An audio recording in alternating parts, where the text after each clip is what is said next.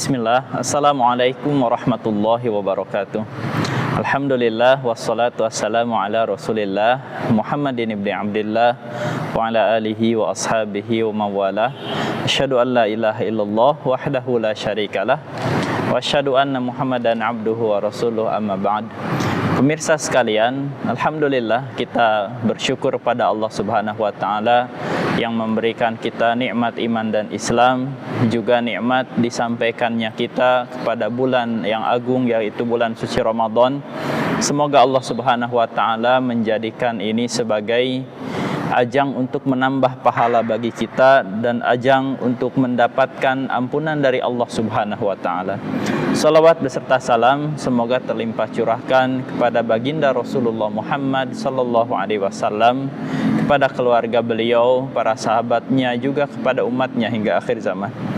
Pemirsa sekalian, sebuah hadis yang bisa dikatakan mengerikan, hadis yang diriwayatkan oleh Imam Bukhari rahimahullahu ta'ala, sebuah hadis yang panjang yang menceritakan mimpi Nabi Muhammad sallallahu alaihi wasallam. Tentu saja kalau kita bicara mimpi Nabi dan mimpi para Nabi seluruhnya, ini merupakan wahyu dari Allah Subhanahu wa ta'ala, pedoman bagi kita, tidak seperti mimpi-mimpi kita.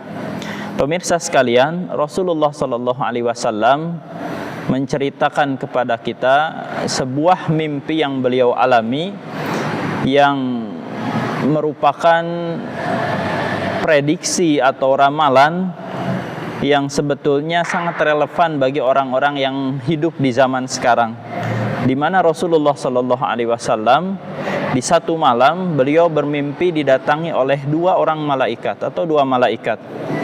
Dua malaikat tadi kemudian membawa Rasulullah sallallahu alaihi wasallam mendatangi tempat-tempat di mana beliau menyaksikan pemandangan yang mengerikan.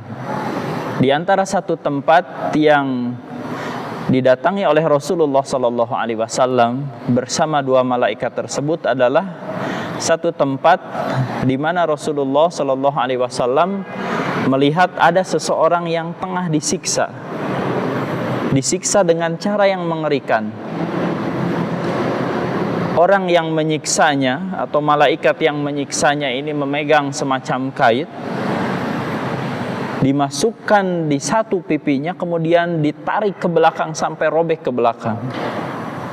Dimasukkan kait, dimasukkan kemudian di salah satu lubang hidungnya, kemudian ditarik ke belakang sampai robek.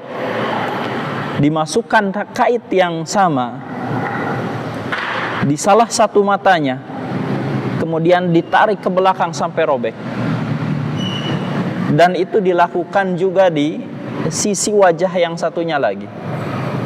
Artinya di sebelah kiri juga kemudian ditarik ke belakang sampai robek, lubang hidungnya ditarik ke belakang sampai robek, kemudian matanya ditusuk dengan kait tersebut, ditarik ke belakang sampai robek.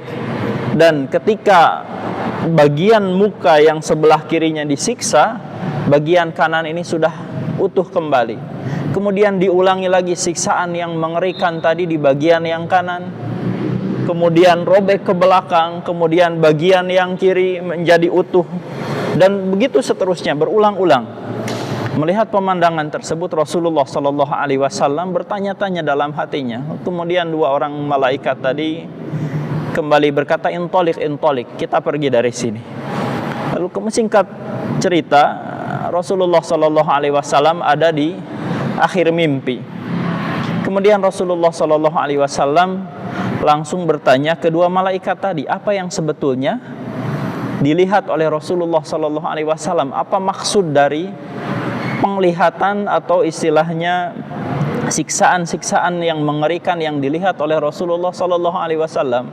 Maka dua malaikat tadi pun menjelaskan, wa ammar rajulul ladzi ataita alaihi, adapun orang yang engkau datangi tadi, yusharsharu shidquhu ila qafah, di mana pipinya tersebut ditarik, dirobek sampai ke belakang, ya, wa mankhiruhu ila qafah, juga lubang hidungnya ditarik ke belakang, wa ainuhu ila qafah, dan juga matanya ditarik ke belakang sampai robek, ya, fa innahu, Maka sesungguhnya kata dua malaikat tadi, ar-rajulu yaghdu min baitihi, yaitu seseorang yang semasa hidupnya keluar dari rumahnya, fayakdzibul kadzbata tablughul afaq, dia berbohong dengan satu kebohongan yang memenuhi cakrawala. Pemirsa yang dirahmati oleh Allah Subhanahu wa taala, kebohongan yang ia lakukan disebutkan oleh Rasulullah sallallahu alaihi wasallam hanya satu kali, tapi kebohongannya memenuhi cakrawala.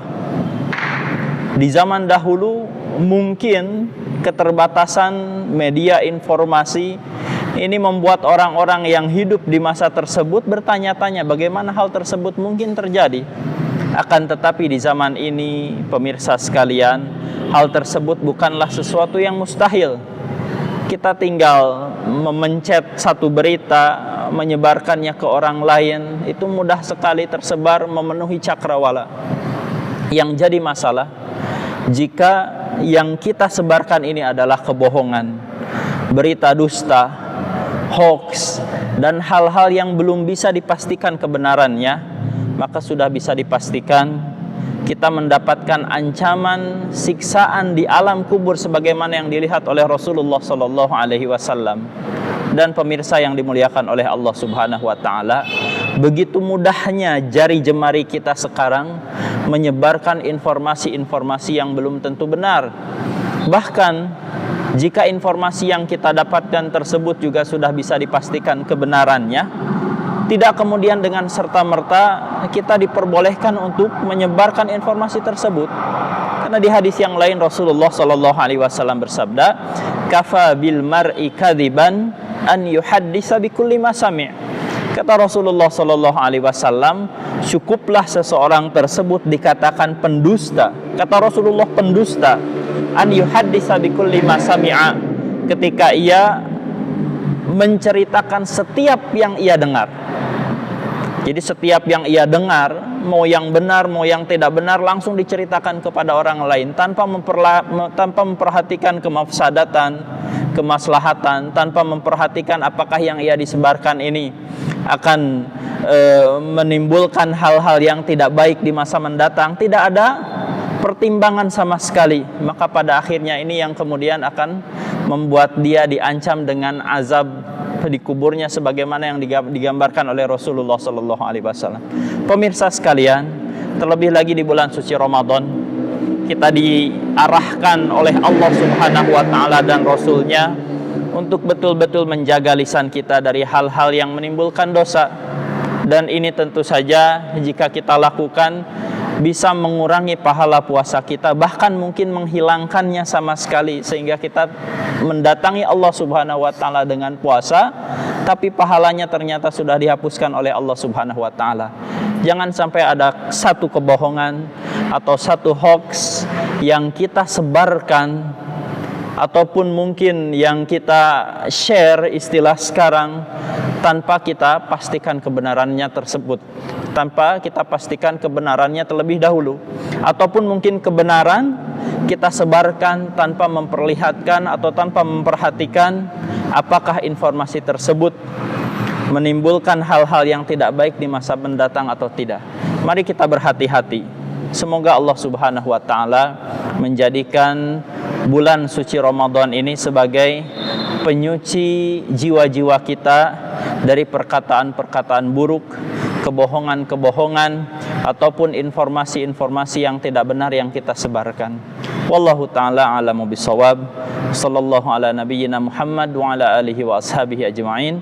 Wassalamualaikum warahmatullahi wabarakatuh.